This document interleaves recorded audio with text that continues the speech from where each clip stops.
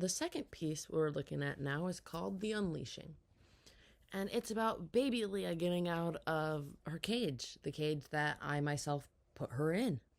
All of the work for this show started with this concept, this idea, this ideology, and the fact that I wanted to let myself be myself for all of my quote unquote childish behaviors, being my chaos, my innocence, my kindness, my lovingness, all of these things that we look at as wonderful attributes but hardly ever allow ourselves to express.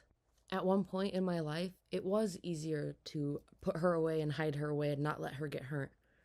And that was the way it was. But at this point in my life, it's way easier to let her out and to let her be.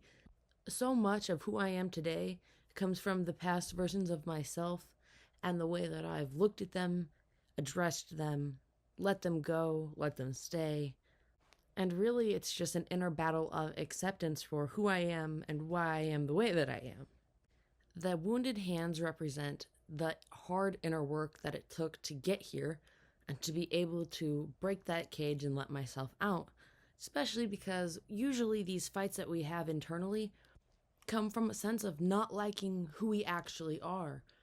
It tends to come from the way our family and friends tell us to be or to not be, how society tells us we should and should not be. And until you let that idea go, you're going to continue to have this internal fight with who you are and who you're meant to be.